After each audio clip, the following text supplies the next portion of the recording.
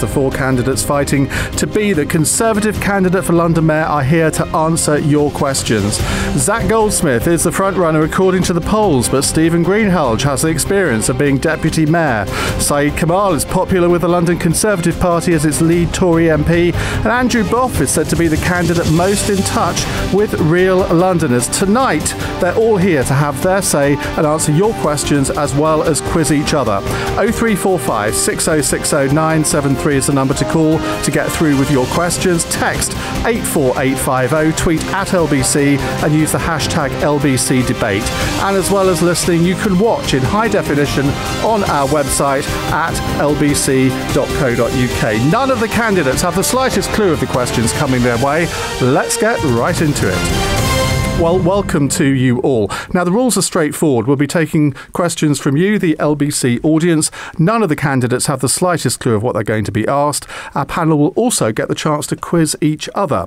Now, as well as listening, you can watch us, as I said, live at lbc.co.uk from our studios here in Leicester Square. And you can take part using the hashtag LBC Debate. Well, let's get on with it. The first question comes from Ishmael. Ishmael, what would you like to ask? Hello, Ian. How are you? Hi, very well. I would like to ask, I was refugee 16 years ago in this country. I've been given the most incredible chance. Now, I would like to ask the candidate, how many refugees should London take, please? Zac Goldsmith. Hi, Ishmael. Hi. I'm not going to give you a number because I don't know what the appropriate number is. I have no doubt that Britain should be accommodating as many people as we can.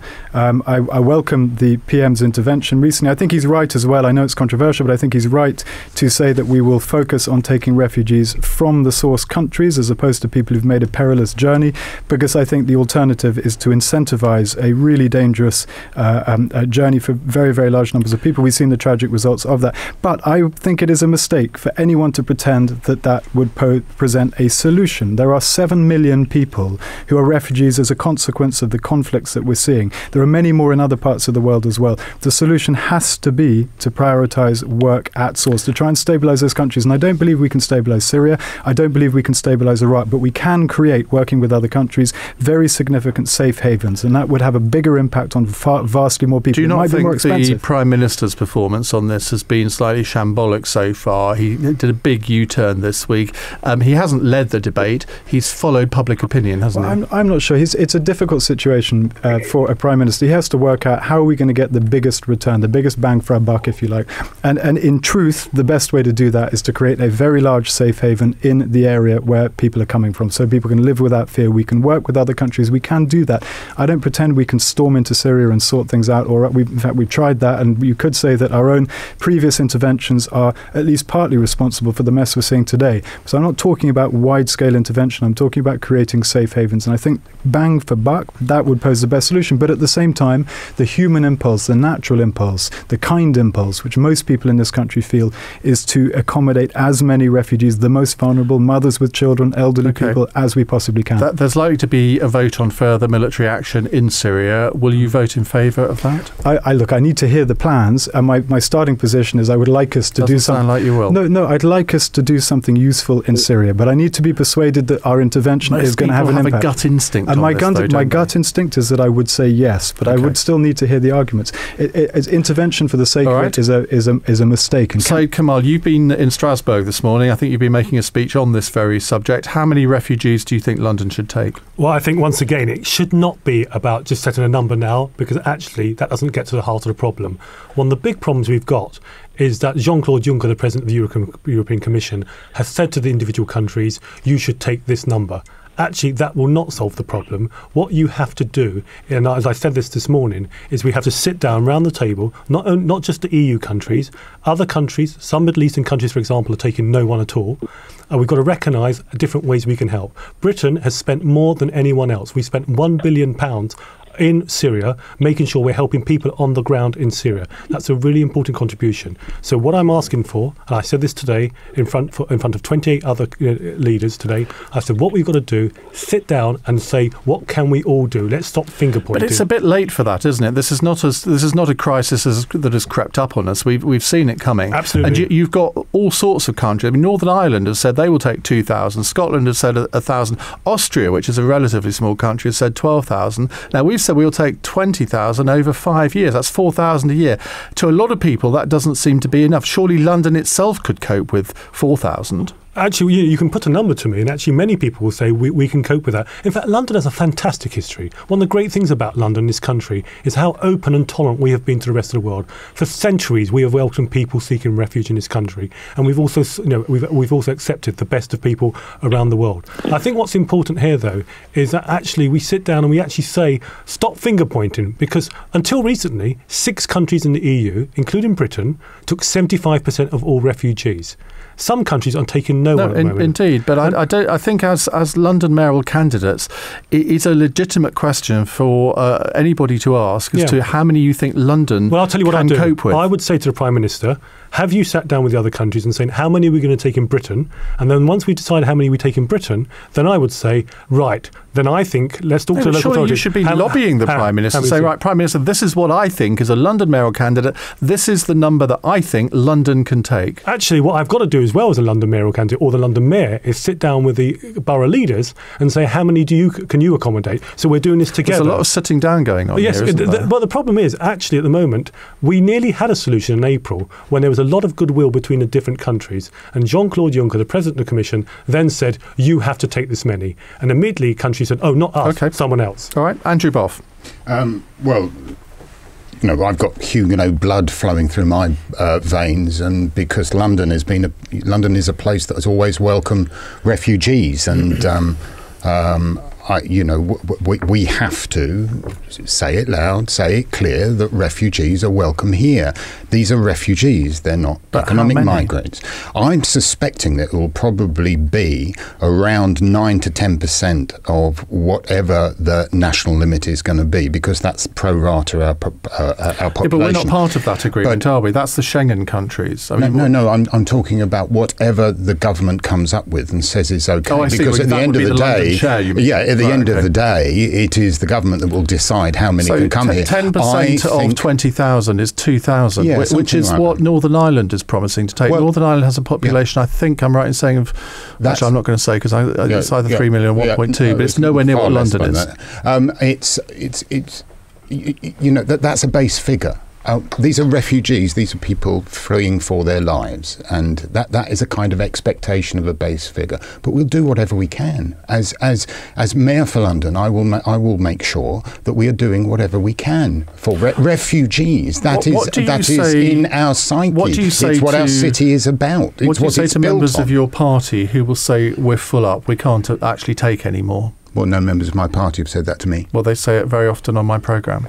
Members of the party? Yeah, there are lots of Conservatives, in fact, it does, not just confined to Conservative Party members, but there are plenty of them who do not want to take more immigrants into this country. Anybody who flies over the UK, this green and pleasant land, knows we're not full up. It's only 1% of the country is actually covered with, urban development. Of course we can take more. We can always take more. But the problem is not about the space, the physical space. It's about how we are organised and providing accommodation. That is the monumental task. But it's not a question if we're full up. Of course we're not full up. And where would you find the accommodation to house extra refugees that come into London? Well, that would be, the housing allocations is down to the boroughs. So that is absolutely the job. Exactly. You have to. I mean, I know it sounds like we're trying to abnegate responsibility here, but housing allocations is not done by the GLA. Okay. It's done by the boroughs. Stephen Greenhalgh.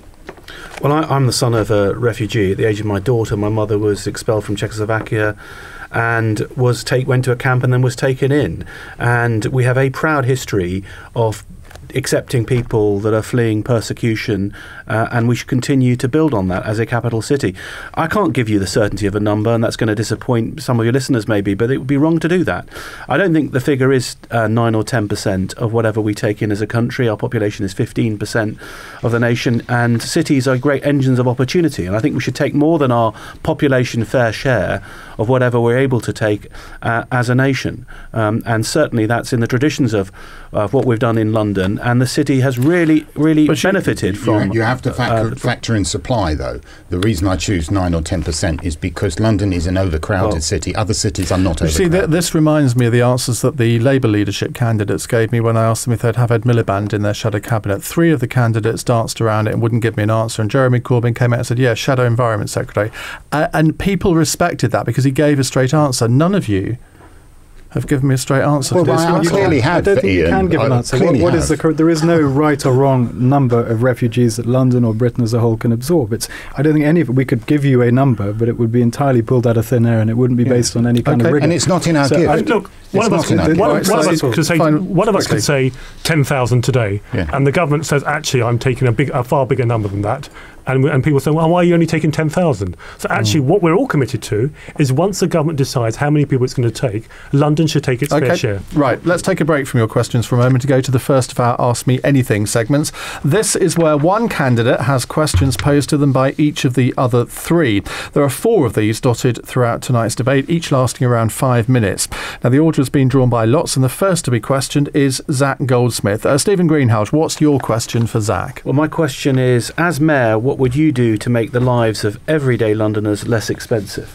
So I think that is the central question for all of us, and it'll be the central question going forward after May for whoever's elected mayor. The main issue, the main cost, the thing that is pricing Londoners out of London is the housing crisis. I'm sure we'll talk about that in more detail over the next hour. But I think getting to grips with the housing crisis, and it is a crisis. The average rent in London is more than double the national average. The average cost of a first-time home is 405,000 quid. It requires a deposit of about £100,000. It's way out of reach for the vast majority of people. So building new homes, prizing publicly owned brownfield land away from public bodies like TfL, which owns the equivalent of 16 Hyde Parks, or the NHS, or the GLA, or the local authority, and building the homes that Londoners need on that land is an absolute priority. I think it is the top priority, in fact, for the next 4 to 8 years. So what kinds of homes would you prioritise as Mayor? Well, I think there is a gap in the market, a really important gap that needs to be filled, and that's a gap for people aged between, say, 25 and 40, people earning around 25 to 40,000 pounds, people who at the moment are spending more than half their income on rent and therefore have no possibility of saving up in order to put down a deposit in order to get on the housing ladder eventually. And I think those people sort of fit they're not social housing and they're not able to buy, and I think there's a huge crying need to provide houses for those people that they can afford to pay no more than a third of the average rent. And I think you can do that. To build houses, you need planning, which the mayor and the local authorities can provide. You need land, which we have huge amounts of. We don't have to touch greenfield lands. You don't have to touch the green belt. There's huge amounts of publicly owned brownfield land. And you need finance, and we know there's finance out there. One of the things that people complain about is that so many foreign investors are putting their money into London property, taking houses out of the market, leaving them empty, safety deposit boxes in the sky. How would you stop that happening? So I wouldn't stop the investment. What I would like to do is channel that investment. So you wouldn't stop foreign investment, people buying up huge amounts of property in London and then leaving them empty? No, I certainly would stop that, but I would like to channel that. There is a huge appetite for people around the world to invest in London property because the world is volatile, it's unsafe, and people want to invest in London property, not surprisingly. I would like to channel that investment through a London development, an investment vehicle for the whole of London, which would invest money in building homes on publicly owned brownfield land. How would you stop foreign investors acquiring properties which they then leave empty? Because this would be a London Development Corporation that would raise its money through pension funds, which like nothing more than long-term, low-risk. No, I can see how you would attract the investment, but how would you stop these people buying up empty properties? It would be down to the London Development Corporation to decide what kind of homes it's going to build, where it's going to build those homes, and who it's going to sell those homes to. All right. Syed Kamall, your question to Zac. Zac, you and I are both concerned about Heathrow expansion. I have pledged to give Londoners a referendum on to brand new airport in the Thames Estuary. What do you make of my plan? Do you support the idea of giving the Londoners a referendum? I've spent most of my adult life campaigning for direct democracy. I'm a passionate believer in referendums, local and national, recall so people can hold their MPs to account, genuine, meaningful petition systems, which I want to introduce for London. So I'm a big fan. My starting position is I love referendums. We actually had referendums on Heathrow among some of the West London boroughs. Richmond took part, Hillingdon took part. It was a Mugabe-esque result. Almost everyone voted against Heathrow expansion, but it was obviously not binding. And what about asking all Londoners, not just people in Richmond, but people all over London? So it would be a very, very useful way of gauging London's opinion. But it is worth pointing out that on one hand, it wouldn't be binding. This is something which would have to come from. What would be the point of it? But so even more so, there's a bigger problem with it. And I say this as a passionate believer in referendums, is Heathrow is not just a London issue. It's a Manchester issue. It's a Birmingham issue. It's a Scottish issue. Heathrow is a piece of national infrastructure, one of the most important bits of national infrastructure. And while the noise impacts are very localised, the air quality impacts are very localised, the economic impacts are national. So I think when you do a referendum, you have to ask people in a fair catchment area. You wouldn't ask just the people of Hillingdon about Heathrow, for example. And I'm saying ask all of London. That's what I'm saying. And I would love to do that. It's something which I think would be a great way. It would be a great way to send a message to government, but that's all it would do. And I don't think a decision of this magnitude can only be taken by Londoners. I think it has to be. You have to see this in a national context. And Syed, is your referendum idea just on the Thames Estuary Airport, or is it on Heathrow as well? I personally would prefer it to be on the Thames Estuary, but actually, as you know, the Electoral Commission might well change the question as they've changed the question. Then you have to include Kent, surely, and possibly South Essex But too. what's really important is that the debate up to now has been about whether you're for Heathrow or against Heathrow. All right. Whether you're for Essex or against Essex. We may come on to this subject. I love referendums, but I wouldn't want to attach unrealistic importance to it. Right. Before we go to Andrew Boff's question, you can phone us with your questions, 0345 6060973, and you can watch us on the LBC website at lbc.co.uk. Andrew, your question for Zac. Zac, if you didn't have to spend 30 million on the Garden Bridge, what would you spend it on? So the first of all, we have the projections in relation to the transport infrastructure are really alarming. There's going to be 80% more use of rail by 2050, for example, and our transport infrastructure, which underpins the entire London economy, it actually underpins our housing plans as well. It needs to keep up. If it doesn't keep up, if we don't see the same levels of investment we've seen over the last 8 years under Boris Johnson, our transport system will simply grind to a halt. And there are all kinds of big strategic decisions the next mayor is going to have to take. Linking up Bexley, for example, which is one of the most disconnected parts of London, Bromley, likewise, Bridges to the east of London over the river, the Bakerloo line extension. There are some really big decisions that the mayor is going to have to take, and any available money, any available resources in TfL is going to have to be channeled to those areas which are most important. On the Garden Bridge, I have to say, and I know that I'm in a minority on this panel, I think it's an attractive design. It caught my imagination when I first saw it. It's the kind of project that I think future generations will look at with fondness. I may be wrong, but that's my view, is that it's something that people would not regret. But I understand that there are some really serious concerns. I share concerns incidentally, about the cost, which seems to have increased, but there are concerns about the Garden Bridge from the local communities.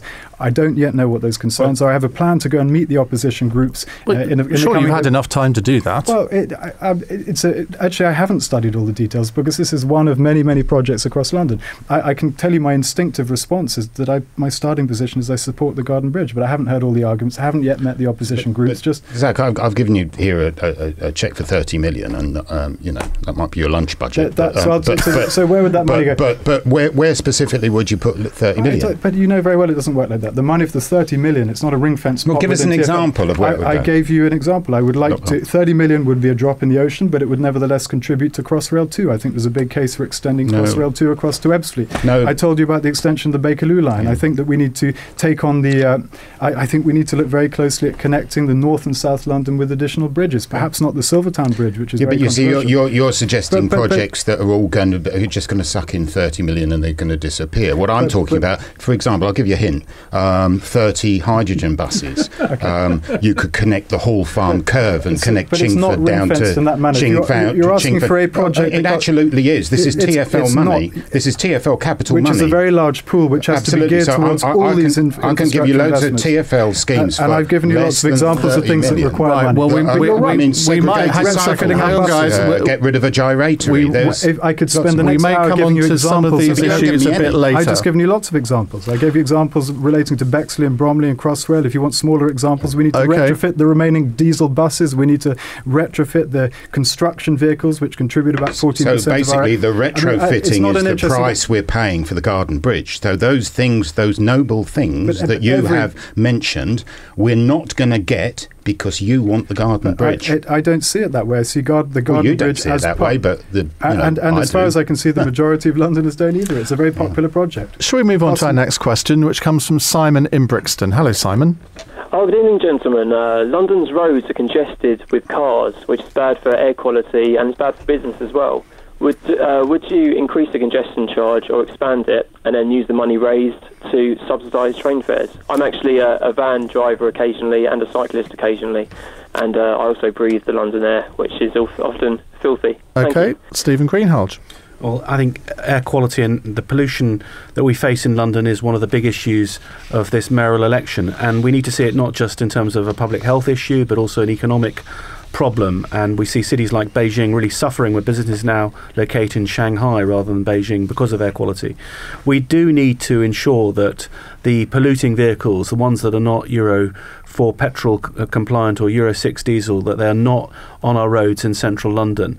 The plan at the moment is to bring in an ultra low emission zone, and the real question is, as mayor, what will you do to accelerate that? And I would move to remove these polluting vehicles, to tax them more so that you effectively take them off the streets, particularly of central London. I think that's absolutely critical for our children and our grandchildren, but also for London's economy. Andrew Boff. I mean, the congestion charge is going to be largely redundant once the ULEZ comes in anyway. There already will be a charge. The problem I've got with the ULEZ is it's actually a charge to pollute rather than a fine. I actually think it should be a fine because what we're aiming for is clean air, not to allow rich people to pollute our air. So it does need to be converted. Just remind ourselves, I know people think I'm mad and I'm going to lose a load of votes on this. I've never supported the congestion charge. We are back at the situation that we were when the congestion charge was first initiated. It's proved to be totally futile in terms of either solving congestions or improving air quality. But if it wasn't there, surely there would be more congestion. What we need is to remind ourselves that the worst polluting vehicles are ones that are idling, and therefore we've got to avoid congestion. And what was never ever done, and still hasn't been done under this mayor, is a root and branch investigation of the road access throughout London, the egress through London, to ensure that the pinch points are removed. I don't know if you remember that the King's Cross was just had a pinch point for years and years and years and years when it could have been removed so easily and prevented traffic from idling. We've got to think a bit outside the box now, but congestion charge is such an old-fashioned idea and it's not going to survive the ULEZ. Syed, Kamall? Well, actually, you've got to remember that a congestion charge was brought in by Ken Livingstone to raise money. It wasn't about congestion, really. It could have been abolished by the Conservative Mayor Boris Johnson, but it hasn't been. And what's important about congestion is it's a result of how successful London is. And sometimes we forget the problems we've got in London, whether it's housing, whether it's transport, is actually because people want to be in London. It's an exciting place to be, and we keep attracting more and more people. There are lots of stuff that we can do, and I think we've discussed a number of these on different hustings.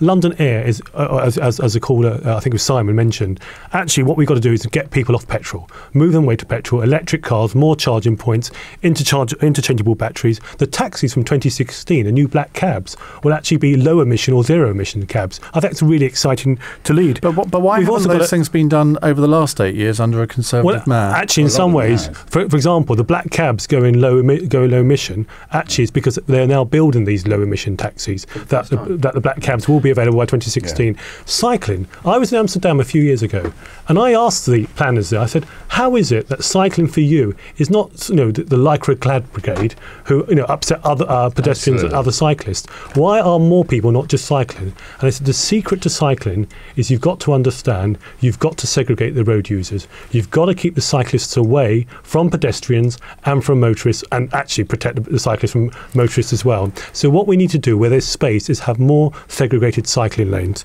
And actually, it's really important about the congestion charge. We've got technology now. What we can do, we can change the time. So when it is congested, you could charge more. But again, that could have been done a lot over the last 8 years. But you're asking me what I will be doing as mayor. Okay. I'm telling you what I will be doing. Let's go to Zac Goldsmith. Zac, I've been reading about your views on air quality. Some quite interesting suggestions. Metering, charging on particular roads at particular times, that's not going to be popular, is it? I'm not sure where you read that, but there are already plans. So the river crossings are all going to be toll crossings, whether it's Belvedere or Silvertown or whatever it is, they're all going to be tolls. This is not a new concept. I disagree with Andrew on the congestion charge. There was an immediate and very radical drop in congestion immediately after it was brought in, and it stayed the same ever since. So when you said, well, congestion would be a lot worse without the congestion charge, obviously that is the case. But it is a very clunky and old-fashioned piece of technology. But if it's going to work properly, you'd actually need to increase it, not from £10 to probably £25. Where I agree with Andrew is that the ultra-low emission zone will more or less make the congestion charge redundant, and I think there is a case of being more bullish, more ambitious than the current plan. So a bigger area, and I think also higher fines. Bigger area, so you want to expand it again, because of course Boris has contracted it. I think there is a case for that. I think air quality has become a really serious issue in London, more serious now than it was 4 years ago. I doubt if you'd had this hustings 4 years ago. How far would you expand the congestion charge? I don't know, because but you need to know, because I think anybody voting in this contest needs to know how far you would expand that. I can't tell you that now, and the election's not tomorrow, but by the time of the election, if it was a plan to expand the ULEZ, what's the cut-off for voting to be which candidate? It would be absurd for me to give you the detailed layout of where you'd push it out to Kensington, though, where it was before. I don't know where it would go. I think there is a case to be made for expanding it and ramping up the fines for people who fail to meet the standards. So all the neighbouring boroughs? Westminster, Kensington, Lambeth? I think you've got to ask them. I agree with you. I think a lot of it's down to local authority. The Labour GLA has proposed that it should be down to the local boroughs to decide, and if they decide in favour of having it expanded into their borough, then the mayor must be committed to help them. It's one of the most expensive taxes to levy. I mean, when it was first originally levied, it was actually tossed 98% of what you got. It's about the most inefficient tax out there. You're right, but that's because the technology costs £300 million every year to run the congestion charge. But that's because it's ancient technology. But what do you say to conservative voters, potential conservative voters, who said, look, we have spent the last 10, 15 years arguing against the congestion charge. The current mayor has restricted it. You now say you want to expand it, but you can't tell us where to. How can I vote for a mayoral candidate who suggests that? I don't think people have been arguing for the last Conservative members or anyone else have been arguing for a long time about the congestion charge. When it came up, Andrew has. It was very unpopular. Syed has. But there are plenty of Conservative figures in council who launched their careers campaigning against the congestion charge, who are now very much in favour of it, who want to take it to the next step and improve the technology. You need to have more concessions for sole traders, for example. I would not want a scheme that makes it harder for people to do business. A lot of people already think inner London is a ghetto for the rich, and if you're now going to charge them even more to get in there, that's just going to... I have a boss who loved the congestion charge because he was very wealthy, and he said, I can afford it, and the poor people can get out of the way. Then and that's the problem. We've got to be careful. The logical conclusion of what you're saying is that you do away with the congestion charge, and London grinds to a halt, and our air thickens with pollution. I'm not saying that. You've already said that people in London suffer. I think we need to prioritise cleaning up the air in London. It's becoming a problem. There are thousands of people every year who are dying as a consequence of poor air. This is the second question that we've had so far, where you said, well, I can't give you the details here because I haven't really thought them through. What would you do with the money that you would raise from this extra congestion charge? Well, I think it is a law. It is a legal requirement that money is used to deal with issues surrounding congestion and traffic management. I don't think you can spend it on something completely different. In the same way that theoretically parking tickets are as well, but they never are, I don't believe. Right, let's go to our next Ask Me Anything, which is Andrew Boff. It's your turn to be grilled. Syed Kamall, would you like to ask the first question? Andrew, you have said that you're proposing to give away TfL land to a few lucky people to build their own homes. Wouldn't you be better actually either selling that land to developers for the mass market or leasing the land to sort of the private rental sector, for example, to build on and actually not only provide people with homes, but also provide TfL with income, which it could invest in a better transport system? I want to give away land to self-builders, to the young people at the moment who are deprived of the prospect or hope why give it away? Of living in London. Because what we've got to do is encourage it to be built on. And those self-built properties will be family properties for individuals. And it's not really... it's giving it away, but it's saying it's putting a lien on the property so that when it actually gets sold, we get the value of the money back. And what it does is it increases the number of people who want to build in London. The problem that we've got is that the number of developers is reduced down to the big boys, and the big boys are not interested in little scraps of land where you could do your grand designs type self-build, where it is actually possible that you could build your home in London for £140,000, which is about the going rate for actually building a self-built home, and not bother about the price of the land. And so all I'm asking of Londoners, young Londoners who will be given the hope of a home in London, is that you go and get the planning permission, you find the piece of land, get the planning permission, I will give you the land. How do you determine who gets this land? That's my question, actually, Ian. Oh, well. All right, well, go ahead and ask it. Well, my question is, Stephen? Yeah, no, it's absolutely. As Mayor, how would you determine who gets the land for free in self-build development? Well, it's most important that we get this land developed straight away. London has had too many excuses about housing in the future, not housing now. So it will come on a first-come, first-served basis on the condition that it is developed within a 6-month period. If it's not, if the development doesn't start within a 6-month period, then it can go to somebody else. And that's all fine. This scheme is going to be popular. But if this scheme is going to mean young Londoners have a prospect for a home in London. Somebody identifies a bit of brownfield site in Walthamstow. 30 people identify the same site. Yep. How do you decide who gets it? I just said, first come, first served. Yep. Because we need to create competition in the market. Simple as that. We need to get people putting in those bids, putting in planning permission. This is a right to build, like the right to buy that has been so successful under previous Conservative governments. This is a right to build, of looking at state assets and saying, I could put a home there, I could house my families there, and the state will give us the land unless we decide and only get the money back when we sell off. I actually put this out to Twitter to crowdsource the questions. As you would. As you would. And Hippie John has, I hope I got that right, Hippie John has asked, Andrew, what do you think of Uber and the environmental impact of TfL allowing 600 new private hire vehicles per week? I think the thing Thank about you, Hippie John. Yeah, black cabs are an icon of London, and they absolutely have to be encouraged. The problem we've got is customer choices. Customers are choosing not to use black cabs and choose competitions. There are black cab integrated systems like Halo and all the rest of it, and they are showing slow signs of innovation. But the black cab industry should only be content with itself when summoning a cab, as I always do, I always use black cabs, can pay with a contactless card. It's a simple thing like that. Would you subsidise that? Is that something? No. I'm not into your idea of subsidising things. I think it should absolutely be down to black cabs. Giving away land as a subsidy. No, it's not. It's not, because we get the money back. I'm sorry, we get the money back. Okay. I am not subsidising people. I'm a proper Tory. And are you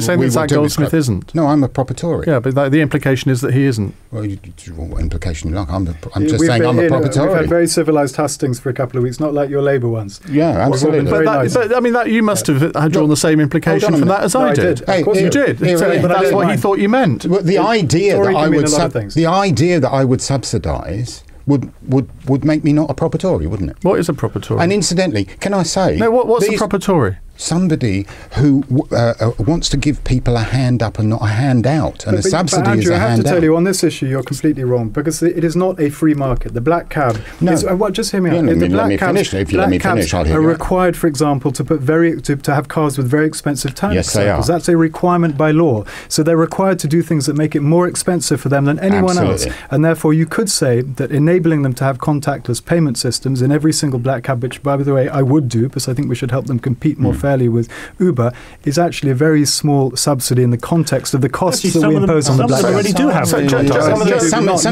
to clear this up.